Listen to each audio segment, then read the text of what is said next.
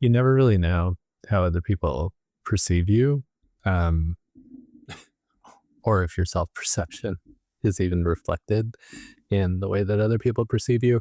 I was thinking about this because,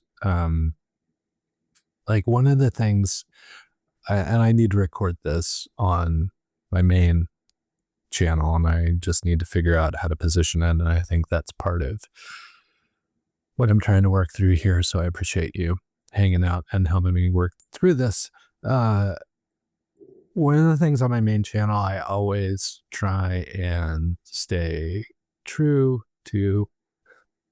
One of the things to which I always try and stay true on my main channel is if I've answered a question or said something more than a couple times, then especially in rapid succession, then that I have an obligation to record that, because if multiple people are asking me a similar question in rapid succession, it's highly likely that there's a far larger number of people who aren't asking that question, but have that question. So defining terms, explaining how things work, providing insights on community, providing insights on where I live, whatever it is. Like if I get the same question multiple times, I try and hold myself to an obligation to record something about that. So that's part of what I'm trying to figure out. The other part that dawns on me is you may think you're telling your story. You may think that everyone has a similar perception of you.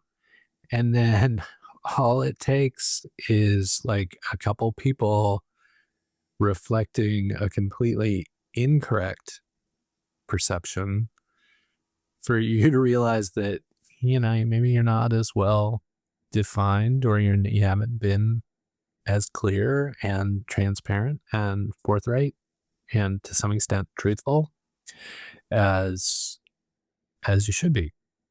And that's kind of what I'm trying to work through. And the phrase that set me off, and I got it a couple times this week, was like, well, you don't have to work, right?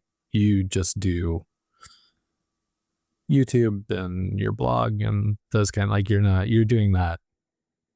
You're independently wealthy, basically, was the context. Like, and there was a time where that came as, excuse me, where that feedback came as, what do you do for money? How do you make money? And that always felt like a more, not genuine question, but it was just easier to respond to. Like, at least people were thinking about that. They were like, oh, you have to make money. You have to make a living. You live in a consumerist society in the United States. And you must be doing something to make money, because clearly you're not independently wealthy. And something about that, sorry, my alarm's going off. I apologize. Something about that has shifted recently, where I'm just getting in more and more conversations where people assume that I'm kind of semi-retired,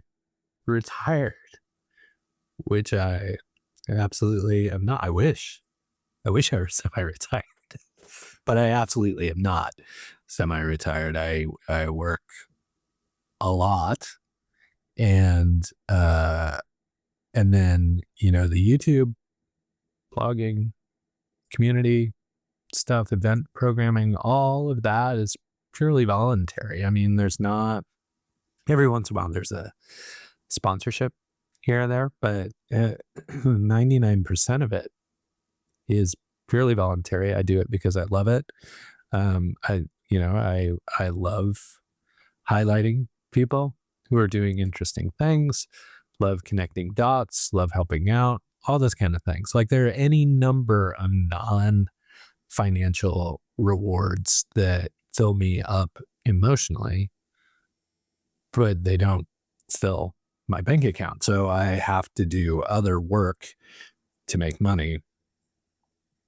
And again, it strikes me that there's a perception out there that I am independently wealthy, semi-retired, not really working, just kind of goofing around, doing stuff. And I need to figure out how to correct that perception, because if YouTube and writing my blog and those kind of things were my day job, you would see a lot more activity and a lot more engagement and a lot more intention, a lot more kind of strategic thought about what was happening, definitely a lot more content being created and different types of content.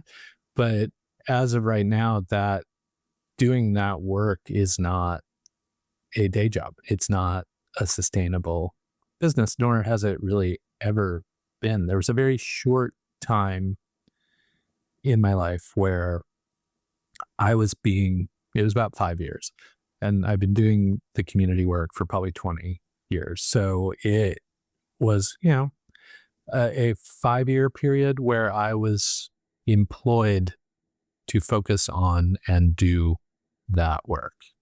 And because because of the perception created then, there's been, just an assumption that I'm well-to-do and don't need to work, and that I just, kind of gadfly about and exist in the community because I can. And so I'm trying to figure out how to tell that story and how to share that fact, how to change that perspective, how to position myself more authentically. Because to me, it's all about positioning.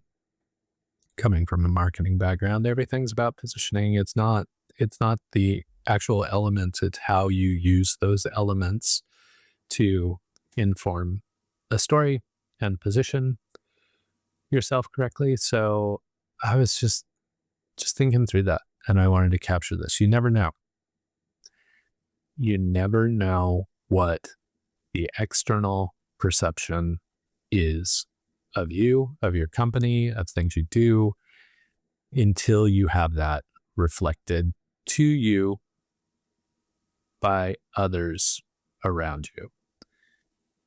And when that exterior perception does not match your internal perception or what you think you are conveying to people, then it's well worth the time to just consider that.